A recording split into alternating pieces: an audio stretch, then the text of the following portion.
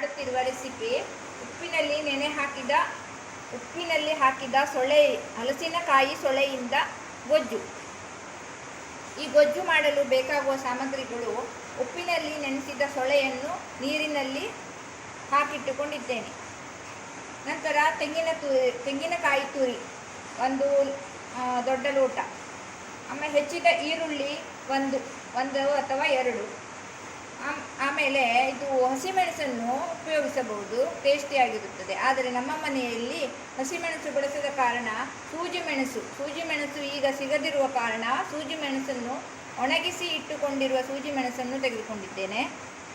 ನಂತರ ಮೊಸರು ಬೇಕು, ಮೊಸರು ಒಂದು ಲೋಟ. ನಂತರ ಒಗ್ಗರಣೆಗೆ ಒಣಮೆಣಸು, ಸಾಸಿವೆ, ಉದ್ದಿನಬೇಳೆ, ಇಂಗು, ಕರಿಬೇವು.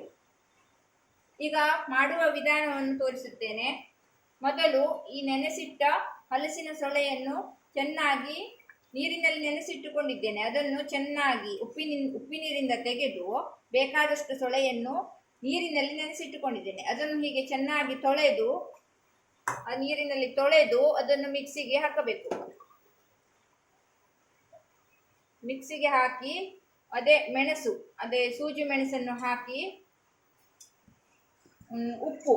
ಉಪ್ಪನ್ನು ಸ್ವಲ್ಪ, ಅಂದರೆ ಉಪ್ಪಿನಲ್ಲಿ ನೆನೆಸಿಟ್ಟ ಕಾರಣ ಸ್ವಲ್ಪ ಉಪ್ಪನ್ನು ಸೇರಿಸಬೇಕು.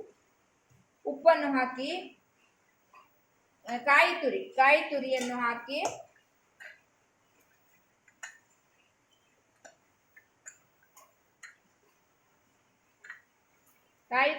ಹಾಕಿ ರುಬ್ಬಬೇಕು.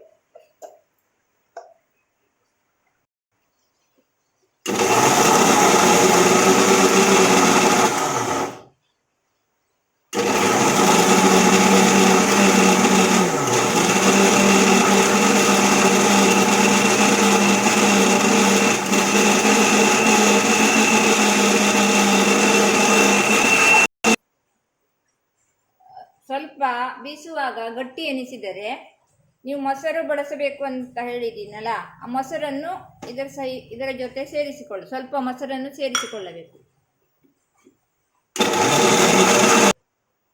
ಈ ರೀತಿ ರುಬ್ಬಿಕೊಂಡ ಮಸಾಲೆಯನ್ನು ಸೇರಿಸುತ್ತಿದ್ದೇನೆ. ಸೇರಿಸಿ ಇದಕ್ಕೆ ಸಣ್ಣದಾಗಿ ಹೆಚ್ಚಿಟ್ಟ ಉಳ್ಳಾಗಡ್ಡೆಯನ್ನು ಸೇರಿಸಿ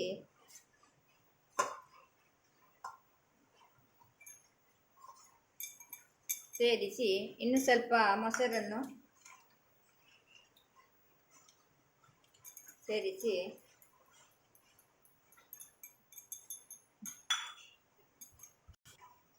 ಒಗ್ಗರಣೆಗೆ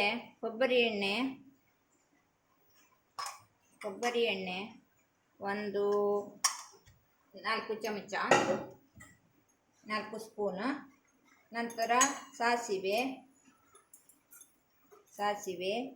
ನಂತರ ಒಣಮೆಣಸು ಒಂದು ಮೆಣಸು, ನಂತರ ಉದ್ದಿನಬೇಳೆ ಒಂದು ಸಣ್ಣ ಚಮಚ, ಆಮೇಲೆ ಒಂದು ಚಿಟಿಕೆ ಇಂಗು,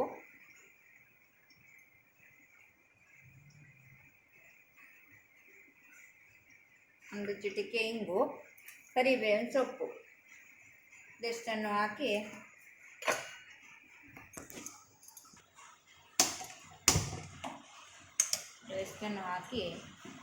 ಒಗ್ಗರಣೆ ಮಾಡಬೇಕು.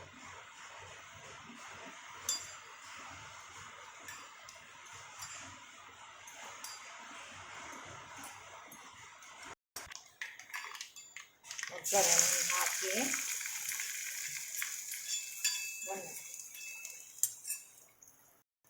ನೋಡಿ ಎಷ್ಟು ಚೆನ್ನಾಗಿ ಕಾಣಿಸುತ್ತಿದೆ ಅಲ್ವಾ?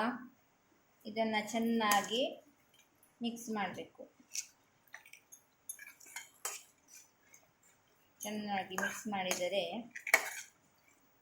ರುಚಿಕರವಾದ, ಆರೋಗ್ಯಕರವಾದ ಉಪ್ಪಿನಲ್ಲಿ ಹಾಕಿದ ಹಲಸಿನ ಸೊಳೆಯ ಬಜ್ಜಿ ಎಲ್ಲವನ್ನೂ ಹೇಳುತ್ತಾರೆ. ಅದು ರೆಡಿಯಾಗಿದೆ. ಈಗ ಟೇಸ್ಟ್ ನೋಡಬೇಕು ಅಂದರೆ